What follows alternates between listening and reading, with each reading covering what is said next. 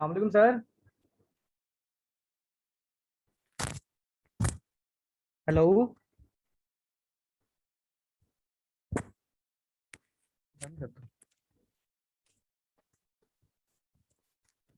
Hello.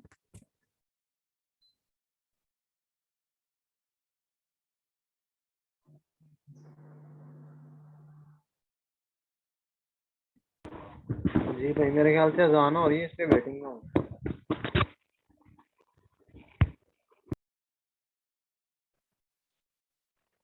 5 minute ले लें और नमाज के लिए, तो उसके बाद हम स्टार्ट करते हैं इंशाल्लाह। सर रिकॉर्डिंग करनी है? नहीं नहीं, मैं कर रहा हूँ, बहुत ठीक कर हो रहा गया सर। हूँ। Okay sir.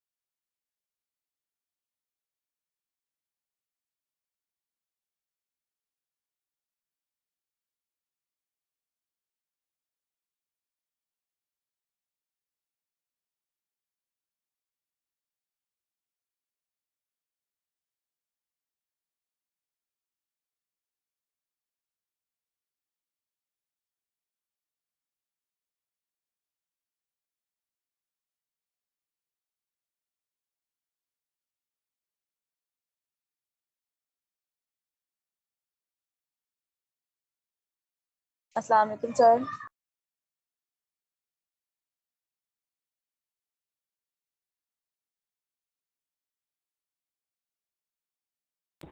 अभी ब्रेक है 5 मिनट के लिए, नमाज की, उसके बाद क्लास।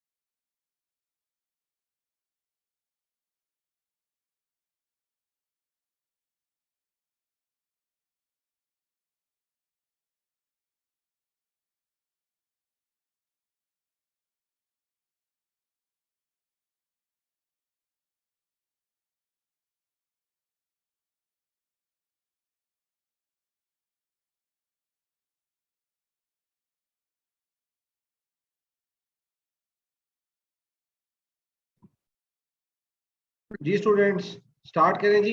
प्रेजेंटेशन जिस जिस किया वो स्टार्ट करें जी।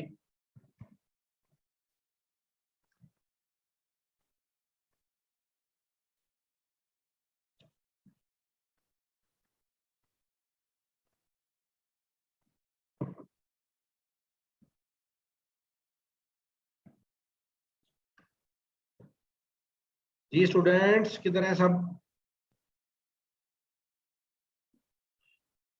जी अस्सलाम वालेकुम। वालेकुम अस्सलाम सर। अस्सलाम सर। जी आज आपकी प्रेजेंटेशन स्टार्ट है जी। आपने फाइनल प्रोजेक्ट जमा करवाना था यस्टरडे, अभी तक जमा नहीं करवाया बहुत से लोगों ने। ये क्या बात हुई भाई, प्रोजेक्ट क्यों नहीं सबमिट करवाया आप लोगों ने?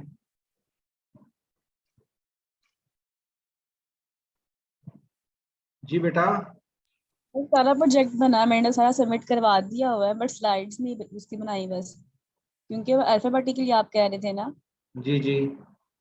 तो इसलिए ए वालों की ए बी सी के बाद ही एस की बड़ी आई थी, तो मेरा नाम दूर था, मैंने इसलिए फिर स्लाइड नहीं बनाई। अमार जावेद, अमार जावेद। जी अमार जावेद।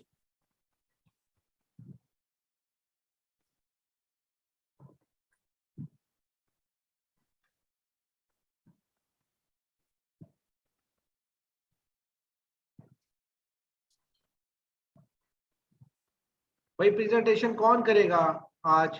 ये तो सबमिशन ही नहीं हुई हुई, तो प्रेजेंटेशन किस तरह करेंगे आप लोग? अब्दुलरहमान, जी सर। ये कहाँ है? आप लोगों की तो सबमिशन ही नहीं आई किसी की। सर मैंने तो सबमिशन कर दी हुई है। तो क्लास कहाँ है आपकी जिसने प्रेजेंटेशन देनी है? सर मैंने एसएमएस भी कर दिया था अकॉर्डिंग टू यू जो आपने मुझे बताया था। और अब देख लें सर, क्लास में सब हैं। अब ये बेहतर मुनासिब बता सकते हैं, क्योंकि मोस्टली सर यही सारे कह रहे थे कि हम रेडी नहीं थे। ये रेडी नहीं है, तो वो आप खुद डिस्कशन कर लें सर, तो वो बेहतर हो जाएगा। जी बेटा, मैंने आपको लास्ट लेक्चर लेके तो मैंने बताया था कि नेक्स्ट क्लास में प्रेजेंटेशन होनी है आपकी, स्टार्ट है। तो आप लोग रेडी क्यों नहीं है? वजह क्या है आप लोगों की ना रेडी होने की?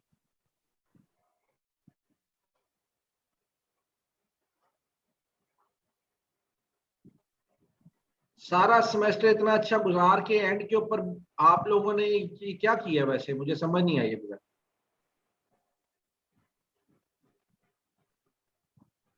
सर एक्चुअली बाकी जितने भी सब्जेक्ट्स हैं ना, उनके हर हफ्ते कोई ना कोई बेटा आई प्रेजेंटेशन डोंट हो नो रही अबाउट होती है। अदर सब्जेक्ट्स, मैं नहीं जानता किसी सब्जेक्ट में। मुझे अपने सब्जेक्ट का पता है, मुझे इसका बताएं।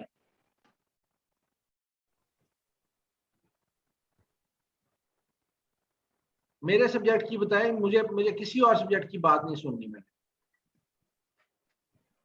क्या किया आप लोगों ने?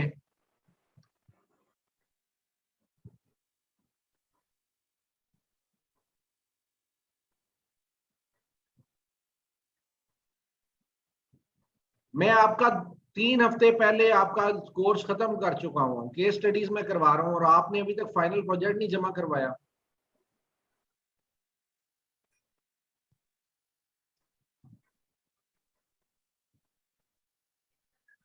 बताएं क्या पढ़ना है आज, क्या करना है आज, मुझे बताएं। ये लगी हुई स्क्रीन इस तरीके से, जो करना है बताएं क्या करना है।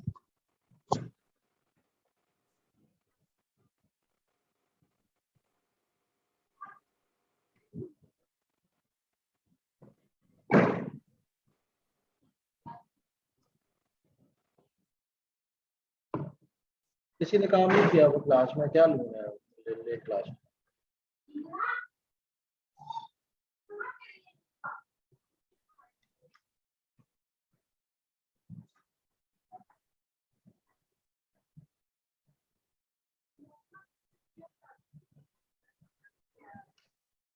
कौन प्रेजेंट करेगा आज? दानियाल हाशमी। सर वो इनाम का मैसेज आया था कि आप लोग अगले हफ्ते हम लोगों की अरेंज कर रहे हैं, इस वजह से फिर हम लोगों ने तो प्रिपेयर नहीं किया, मतलब तैयारी नहीं की। वैसे तो आप प्रोजेक्ट लोगों तैयार है। की अगले हफ्ते है ना, तो ये बाकी इनकी एमएससी वालों की जो है आज थी। एमएससी वालों ने आज हूर हूर है जी। जी सर, हमारी तो वैसे तैयार थी, हम लोगों ने हमारी तैयार होगी हुई है, लेकिन हमें जो है वो पता था कि मतलब नेक्स्ट वीक होनी है, तो इस वजह से सर हमने तैयार नहीं की। शफाकत मुझे पता है। हूर सर मैं जी, क्लास कर लीजिए। जी बेटा आप लोग प्रेजेंट करेंगे बेटा? सर मेरा ग्रुप रहमान के साथ है, किसके साथ है आपका ग्रुप? रहमान के साथ है। तो आप प्रेजेंट करेंगे आज? सर हम लोग के अभी इतनी प्रिपेयर नहीं थी, लेकिन अगर आप कहते हैं तो फिर। हाँ जी, आप कोशिश करें, आप प्रेजेंट करें। आपकी सर क्लास में से जी बेटा रहमान, सर हम करते हैं प्रेजेंट सर। चलें आप स्टार्ट करें बेटा। हमने सर काफ़ी अच्छी कोशिश की हुई है, पर वो सेंड भी किया हुआ आपको काम सारा। और जी जी, बाकी सर अब आपने ही डिसाइड करना कैसे है। मैं सर कौन एक कौन है मिनट आपका वो, ग्रुप मेंबर? ठीक है सर आप मेरे आप ग्रुप सर में मैं, मैं, ठीक हो गया। बताओ रहमान। सर मैं हूँ, हूर है और इकरा हमीद है, हम तीन हैं। ठीक है आप स्टार्ट करें बेटा, मैंने आपको दे दी ऑप्शन शेयर स्क्रीन की, आप स्टार्ट एक करें। मिनट सर, मैं करता हूँ।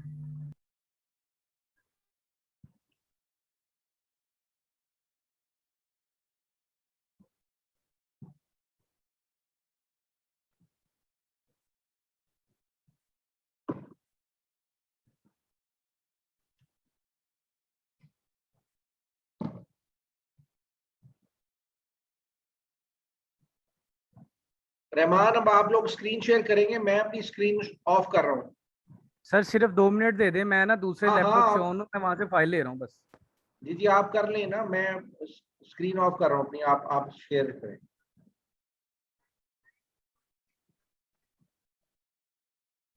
रहमान इकरा क्लास में नहीं है।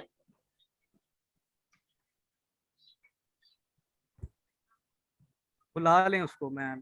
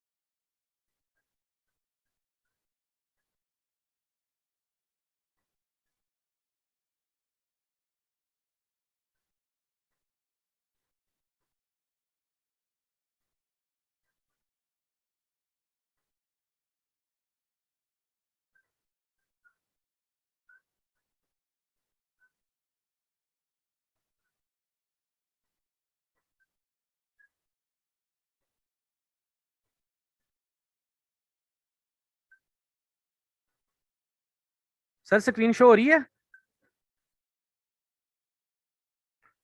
एनीवन? ये मेरी स्क्रीन शेयर हो रही है? हो गई शेयर, हो रही है। जी जी आपकी स्क्रीन शेयर हो रही है। रहमान ने ओके। बिठा हो रही है लेकिन अभी हुई नहीं है, स्टार्ट हुई है अभी। हो जाएगी। हो गई स्क्रीन शेयर हो गई अब। जी ठीक हो गया सर, हम स्टार्ट करते हैं फिर। जी जी स्टार्ट करें बेटा, स्टार्ट करें। बिस्मिल्लाहिर्रहमानिर्रहीम। सर मेरा नाम मोहम्मद रहमान रहमान है। इकरा। अब बेसिकली हूरा आप बिल्कुल ठीक कह रही हैं, उनका कोई इंटरनेट का इशू आ रहा है, तो हम हाँ सर से इंटरनेट बात का कर लेते हैं, लेकिन हम अभी स्टार्ट कर लेते हैं ना, फिर उसके बाद वो बीच में आ जाएंगी तो हम कर लेंगे उनको भी ऐड। ठीक है? चलो ठीक है। ठीक है। Sir my name is Mohammad Rahman, fourth semester weekend का स्टूडेंट हूँ, और सबसे पहले शुक्रगुजार हूँ आपका कि आपने हमें फाइनेंशियल स्टेटमेंट एनालिसिस सिखाएं और उसके साथ हमें मौका दिया कि इस प्रोजेक्ट को प्रेजेंट करें। मेरे ग्रुप मेंबर्स में इकरा हमीद है और हूर कोसर है। बेसिकली सर स्टार्ट में मैं आपको इंट्रोडक्शन बताना चाहूँगा अपने प्रोजेक्ट का और अपनी उन कंपनीज का जो हमने ग्रुप जिनके ऊपर हमने ये स्टेटमेंट एनालिसिस की है। मेरा जो क्या कहते हैं लिमिट थी सर स्टडी की, वो ये थी कि मैंने होम अप्लाइंसेस की कंपनीज उठाई, wave singer Pakistan limited and pale पाक इलेक्ट्रॉन लिमिटेड कंपनी। उनके ऊपर उनकी क्या कहते हैं उनके हमने फाइनेंशियल स्टेटमेंट्स के ऊपर काम किया अकॉर्डिंग टू योर इंस्ट्रक्शन। इसमें इंट्रोडक्शन है वेव सिंगर पाकिस्तान लिमिटेड की, और उसके बाद इसमें क्या कहते हैं उसके ब्रांड्स हैं, और पेल की भी इंस्ट्रक्शन, पेल की भी इंफॉर्मेशन इसके अंदर है, और उसके बाद उसके भी ब्रांड्स के नेम है।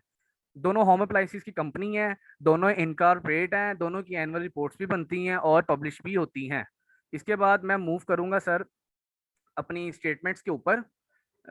जो हमारा काम था ये बेसिकली एक्सेल पे हुआ काम है। स्टार्ट मैं करूंगा सर क्या कहते हैं चेंज एनालिसिस से। सबसे पहले परसेंटेज चेंज एनालिसिस से मैं स्टार्ट करूंगा, और इसमें मैं आपको ये बताना चाहूँगा, मैक्सिमम चीज़ें बताने की कोशिश करूंगा। और स्टार्ट में सबसे पहले सर बैलेंस शीट है, जो कि हमने 5 साल का एनालिसिस किया percentage change analysis. Change analysis basically चीज क्या होती है, इसमें हमने कंपेयर करना होता है प्रीवियस ईयर को करंट ईयर के साथ कि जी प्रीवियस ईयर हमें हमारी कंपनी की पोजीशन क्या थी और इस साल हमारी कंपनी की पोजीशन क्या है। इसमें जो चेंज एनालिसिस में जो फार्मूला होता है वो ये होता है कि आपने करंट ईयर को माइनस करना होता है प्रीवियस ईयर के साथ, और जो आपका चेंज आता है उसको डिवाइड करना होता है प्रीवियस ईयर के साथ। उसके अकॉर्डिंगली मैंने ये बैलेंस शीट बनाई, और उसमें ये सारे कंपोनेंट्स के बाद मैं अगर आपको टोटल इक्विटी बताता हूँ तो टोटल इक्विटी हमें बता रही है कि 2016 में कंपनी की जो इक्विटी थी वो 308 मिलियन थी, जो कि 2017 में बढ़ी। और अगर मैंने इसका एनालिसिस किया तो मुझे पता चला कि 2016 को 2017 से कंपेयर करते मुझे पता चला जो हमारे पास चेंज आया वो 7,755 मिलियन का था, और अगर परसेंटेज निकाली तो वो 2518% बनती है, कि बहुत ही ज्यादा उसकी परसेंटेज बनी। इसी तरह अगर मैं 2019 को 2020 के साथ कंपेयर करता हूँ तो मुझे पता चलता है कि कंपनी की जो इस वक्त चेंज एनालिसिस में परसेंटेज आई है वो 1% इंक्रीज हुआ था पॉजिटिव इक्विटी के अंदर। अगर मैं इसी के साथ नीचे को फर्दर और डिफाइन करता हूँ तो कंपनी की नॉन करंट लाइबिलिटीज, कंपनी की करंट लाइबिलिटीज और टोटल लाइबिलिटीज, जो टोटल है, टोटल अगर हम देखते हैं तो टोटल कंपनी की जो टोटल लाइबिलिटीज हैं वो 2016 में 2525 मिलियन की हैं और 2017 में 5033 मिलियन की हैं। ये जो एकदम इतना बड़ा चेंज आया, ये लाइबिलिटीज का चेंज इसलिए आया कि कंपनी ने, हम जैसा कि देखें कि इनकी जो शॉर्ट टर्म बोरोइंग्स थी वो बढ़ गई है 2017 में। शॉर्ट टर्म बोरिंग्स बढ़ने की वजह से इनकी करंट लाइबिलिटीज भी बढ़ गई है, और अगर हम इधर देखें तो इन्होंने लॉन्ग टर्म फाइनेंस भी बढ़ाया है। कुछ पोर्शन बढ़ने की वजह से इनकी करंट टोटल लाइबिलिटीज बढ़ी हैं, और बढ़ने की वजह से वो 99 मतलब कि डबल हो गया पिछले साल से इस साल की निस्बत 2017 में। इसके साथ अगर मैं इसको 2020 के साथ कंपेयर करता हूँ 2019 को, तो मुझे ये पता चलता है कि कंपनी ने फिर 6% इसकी करंट लाइबिलिटीज बढ़ी हैं। वो जो चेंज है वो भी इसी वजह से आया कि कंपनी की जो लॉन्ग टर्म फाइनेंस थे वो बढ़ गए हैं, और उसके अलावा एक दो कंपोनेंट्स और थे जिनकी लाइबिलिटी जो बढ़ने की वजह से उनकी ये क्या कहते हैं ये चेंज आया। अगर अब मैं चलता हूँ एसेट साइड के ऊपर, इसी तरह मैं आपको 2017 को 2016 के साथ कंपेयर करके बताऊंगा कि करंट एसेट्स और नॉन करंट एसेट्स के बाद चेंज क्या आया। करंट एसेट्स हमें नजर आ रहे हैं कि 2 बिलियन के हैं 2016 में और 7,702 मिलियन के हैं 2017 में, जिसका चेंज हम देख सकते हैं। चेंज आया 5,687 मिलियन का और इंक्रीज हुआ, और उसकी वजह से 282% वो बढ़ गए। बढ़ने की वजह हमारे सामने है कि प्रॉपर्टी प्लांट एंड इक्विपमेंट्स बढ़े हैं 2017 में एज कम्पेयर टू 2018 के। कंपनी ने अपनी प्रॉपर्टी बढ़ाई है अपने प्लांट या इक्विपमेंट्स बढ़ाने की वजह से, और उसके बाद इनके इंटेंजिबल एसेट्स भी बढ़े हैं, जिस वजह से उनकी asset side as compare to previous year increase हो जाती है। और इस इंक्रीज के बाद अगर मैं 2020 को 19 के साथ कंपेयर करता हूँ तो ये माइनस में 2% शो कर रहा है। इट मीन्स के कंपनी की पोजीशन, एसेट की पोजीशन 2019 में 2020 की निस्बत ज्यादा थी, और वो इतना बड़ा कुछ चेंज नहीं है, ये चेंज छोटा सा ही है। अब अगर मैं नीचे चलता हूँ तो नीचे कंपनी की इनकम स्टेटमेंट शो कर रही है। इनकम स्टेटमेंट ये बता रही है कि कंपनी की जो रेवेन्यू था 2016 में वो 1606 मिलियन का था, 2017 में वो रेवेन्यू 4,772 मिलियन हो जाता है। अगर हम चेंज देखते हैं तो 197% इंक्रीज हुआ है। इट मीन्स कि कंपनी ने एज कम्पेयर टू 2017 में रेवेन्यू ज्यादा जनरेट किया है। और अगर हम उसका जीपी देखते हैं तो ग्रॉस प्रॉफिट भी हमें ये बता रहा है कि ग्रॉस प्रॉफिट इंक्रीज हुआ है 124%, जिसका चेंज 608 मिलियन था एज कम्पेयर टू 2016। और अगर मैं इसे कंपेयर करता हूँ 2019 को 2020 को 2019 के साथ, इधर देख सकते हैं आप कि 2019 में जो आपका जीपी था वो 2629 मिलियन था, और जो आपका 2020 में था वो 1844 मिलियन था, जिसकी वजह से वो जो चेंज आया वो 30% माइनस में। इट मीन्स कि इन 2020 the GP is less than 2019। और इसकी वजह क्या हुई? इसकी वजह जो कॉस्ट ऑफ गुड सोल्ड बढ़ा, इसकी वजह जो सेल कम हुई ड्यू टू कोविड-19, इस वजह से हमारी कंपनी का, ये वेव सिंगर की कंपनी का जीपी ग्रॉस प्रॉफिट कम हो गया।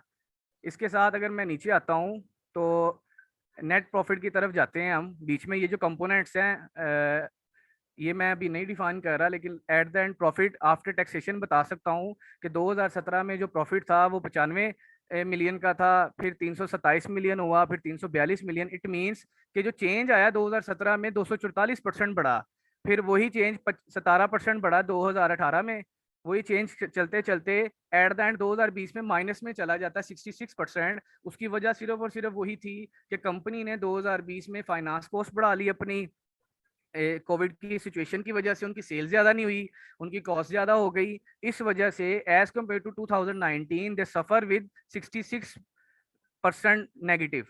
तो इसके साथ मैं वेव सिंगर पाकिस्तान के हॉरिजॉन्टल एनालिसिस के ऊपर चलता हूँ। हॉरिजॉन्टल एनालिसिस में आपको फर्दर अब थोड़ा सा हूर डिफाइन करेगी, फिर मैं हूर के साथ आपको बताऊंगा। हूर प्लीज इसे प्रोसीड करें। Okay, thank you Rahman. जैसे रहमान ने पहले आपको डिफाइन किया कि हॉरिजॉन्टल एनालिसिस हमारे पास दो कंपनीज के हैं, एक वेब सिंगर और एक पेल। यहाँ मैं आपको डिफाइन करूँ कि यहाँ पे हम लोगों ने हॉरिजॉन्टल किया हुआ है एनालिसिस। हमने यहाँ पे दो वैल्यूज कंपेयर की हुई हैं जिसमें बेस ईयर हमेशा एक रहता है, और हमारे पास यहाँ पे हमने बेस ईयर लिया हुआ 2016 का। हमने कंपैरिजन किया हुआ 2017 एंड 16, 2018 एंड 16 और 2019 एंड 16। यहाँ हमने देखा कि हमारे पास जो शेयर इक्विटी शेयर कैपिटल है हमारे पास 2016 में 454 है, और 2017 में भी 454 ही हमारे पास बेस वो है शेयर कैपिटल। इसको हमने जब इसका परसेंटेज निकाली तो हमारे पास फिलहाल 0% इंक्रीज हुआ, क्योंकि इसमें कुछ भी ऐड नहीं हुआ। इसी तरह से हमने जब इसका कंपैरिजन किया, इसका फॉर्मूला लगाया, तो formula base year divided by current year, तो हमारे पास इसकी वैल्यूज हमारे पास आ गई 1.177। नेक्स्ट हम लोग इसी तरह से बाकी वैल्यूज भी हमारे पास आती हैं, और हम लोग यहाँ एसेट्स और लाइबिलिटीज के बैलेंस शीट और ये सारा हम लोगों का निकाला हुआ परसेंटेज है, जो कि हमने इसी फॉर्मूला के अकॉर्डिंग करंट ईयर और करंट लाइबिलिटीज और करंट एसेट्स की निकाली हुई है। लॉन्ग टर्म फाइनेंस, और अगर हम कंपैरिजन करें यहाँ पर, रहमान प्लीज आगे थोड़ा सा करना। ठीक है, इतना राइट, इस तरफ चलूं? जी हूर, क्या कह रही हैं आप? कुछ नहीं हो गया, ठीक है। यहाँ हम लोग ने देखा कि हमारे पास जो परसेंटेज आ रही है 280, एक मिनट रहमान, अब ठीक है।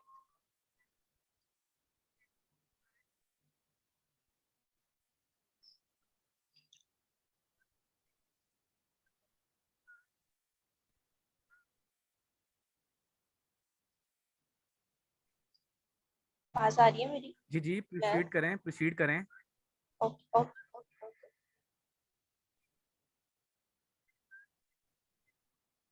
हमारे पास यहाँ पे परसेंटेज निकली है 2000,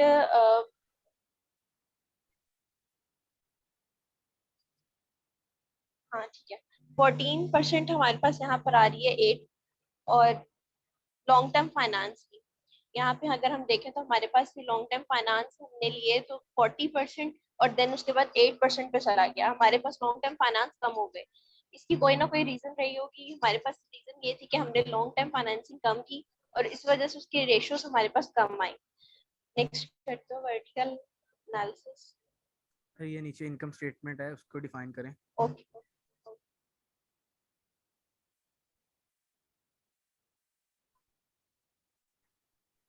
ये ले। यहाँ पे हमने कंपैरिजन अगर देखते हैं 2016 टू 2017 का, तो हमारे पास यहाँ पे जो रेशियोज ली हुई है हमने, नेट रेवेन्यू, ग्रॉस प्रॉफिट। यहाँ हम ग्रॉस प्रॉफिट को सबसे पहले देखेंगे। हमारा ग्रॉस प्रॉफिट जो आ रहा है 2016 में आ रहा है 0, पहले हमारे 2016 में था 489, 2017 में 1097। यहाँ हमने जब इसका कंपैरिजन किया तो हमारा 608 हुआ, और 124% आ रहा है हमारे पास, जबकि 2018 और 18 में हमारा कंपैरेटिवली ज्यादा है ग्रॉस प्रॉफिट। इस ग्रॉस प्रॉफिट की ज्यादा होने की रीजन हमारे पास ये भी थी कि हमारे जो सेल्स थी वो ज्यादा हुई थी, जिसकी वजह से हमारा ग्रॉस प्रॉफिट इंक्रीज किया था। और अगर हम इसमें टैक्सेशन को ऐड करते हैं और बिफोर टैक्सेशन देखते हैं, तो वो हमारे पास यहाँ पर हम देखते हैं कि 2016 में हमारा 226 है और 2000 कंपैरिजन किया तो 386 है। ये बिफोर हमारा टैक्सेशन है, हमने भी टैक्स पे नहीं किया। अगर हम इसको टैक्स पे ऐड करते हैं तो हमारे पास आफ्टर टैक्सेशन 6 और 99% हमने टैक्स पे किया, जबकि हमने 2016 to 18 में माइनस 21% टैक्स पे किया, मतलब हमने लेस टैक्स पे किया यहाँ पर। वर्टिकल पे आना है मार्क। ये पहल के चेंज एनालिसिस है, ये मैं आपको बताऊंगा। आप क्या कह रही हैं अभी?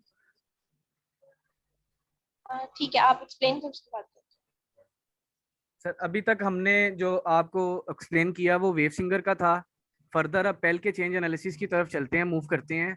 तो पेल की बैलेंस शीट हमारे बिल्कुल सामने है। चेंज एनालिसिस आपको डिफाइन कर चुका हूँ। यही बताऊंगा कि इसमें 2015 से लेके हमने 2020 तक कंपेयर किया हुआ है चेंज एनालिसिस में। अगर मैं इसको क्या कहते हैं 2016 को 2015 के साथ कंपेयर किया तो मुझे पता चला कि मेरा जो चेंज आया है, मेरा जो टोटल इक्विटी का चेंज है वो 7,224 मिलियन है, जो कि 53% इंक्रीज कर जाता है एज कम्पेयर टू 2015। और अगर मैं मूव करता हूं और मैं ये देखता हूं कि 2020 को 2019 के साथ कंपेयर किया जाए तो मेरा यही चेंज 38% पॉजिटिव जाता है। इट मींस कि इन 2020 the total equity is greater than 2019। और इसके साथ फर्दर अगर मैं लाइबिलिटी साइड की तरफ जाता हूं तो हमारी नॉन करंट लाइबिलिटी 2020 में 8,313 मिलियन है, जो कि 2019 में 4,938 मिलियन है।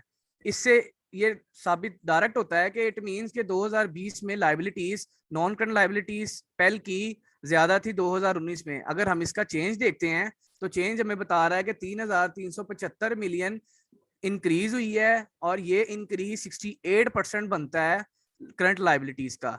इसी इंक्रीज के साथ अगर मैं नॉन करंट लाइबिलिटीज के बाद करंट लाइबिलिटीज की तरफ जाता हूं तो मेरी जो करंट लाइबिलिटीज थी वो 14,882 मिलियन की थी इन 2019, और इन 2020 वो 14,764 मिलियन की हो जाती है। और अगर मैं चेंज देखता हूं तो ये चेंज नेगेटिव है। इट मींस कि इन 2020 the liability is less than 2019। 1% का चेंज सिर्फ आया, जो कि इतना खासी करता नहीं है कोई फॉल। और अगर मैं इसके साथ थोड़ा सा और डीपली बताऊं तो हमें नजर आ रहा है कि करंट लायबिलिटीज में इस कंपनी ने जो अपने पेबल्स थे उनके वो बढ़ गए। जैसे कि 2015 में 815 थे, 2019 उसके अगले साल 915, फिर 960, 922, ये करते करते बढ़ गए। ये कुछ चेंजेस की वजह से शॉर्ट टर्म बोरोइंग्स बढ़ी हैं। देखें 2019 से 2018 से लेके 2020 तक इनकी शॉर्ट टर्म बोरोइंग्स बढ़ी हैं, जिस वजह से इनकी लायबिलिटी बढ़ गई और इनकी लायबिलिटी पोर्शन में ये वाला मतलब कि इंक्रीज आया। टोटल इक्विटीज एंड लायबिलिटीज हम देख सकते हैं कि टोटल इक्विटी और लायबिलिटीज 36 बिलियन की थी 2015 में, फिर ये बढ़ी 40 बिलियन पे गई, फिर 43 बिलियन पे, फिर 52 पे, फिर 42 पे कम हुई, फिर 54 पे आ गई इन 2020। इसकी सारी वजह ये करंट लायबिलिटी और करंट नॉन करंट लायबिलिटीज में हमें नजर आ रही है कि हम उनकी शॉर्ट टर्म बोरोइंग्स बढ़ी, जिस वजह से उनकी लायबिलिटी बढ़ गई।